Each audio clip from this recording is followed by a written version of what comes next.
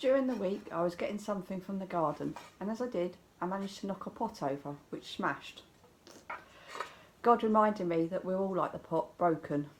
Maybe not quite as broken as this one. But the good news is that we're not broken anymore. When we invited God into our lives, He started something amazing in us, which He's still continuing to do. He made us new and gave us a new identity. In Isaiah we are told that God is the potter and we are the clay. We are all a work of His hand. And in Ephesians 2 verse 10 it says that we are God's masterpiece. I'm not sure about you, but I often do not feel like God's masterpiece. You can feel down and disheartened and fully aware that we do not live a sinless life. We live in a world which is fallen and would have to strive to achieve, strive to be perfect, and where you have to earn what you get. But this isn't how God intended us to live or how He sees us. God does not require us to strive to please Him or to earn His love. Jesus told us that the enemy is the thief who comes to steal and destroy, but He has come to give us life to the full.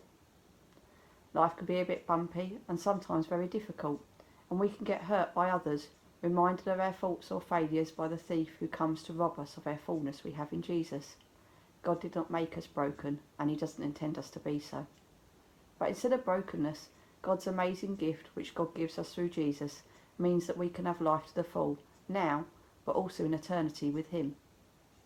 I'm not saying that dealing with the problems we face is easy, and it can be really painful, but God never abandons us and leaves us to deal with them by ourselves. He also does not just give us a plaster to cover up the cracks, but by His Holy Spirit He can and does heal us from our brokenness. The potter's love and grace is making us more like Jesus, gradually restoring us. The truth is that God's love does not depend on how we feel, and we do not need to strive. God's love does not depend on us doing so. It's unconditional, no hidden requirements. We are His sons and daughters. Our promise He gives us is one of hope, restoration and fullness in Him. In Philippians 1 verse 6 it says, "He who began a good work in us will carry it to completion." Other translations start the verse by, "Be confident."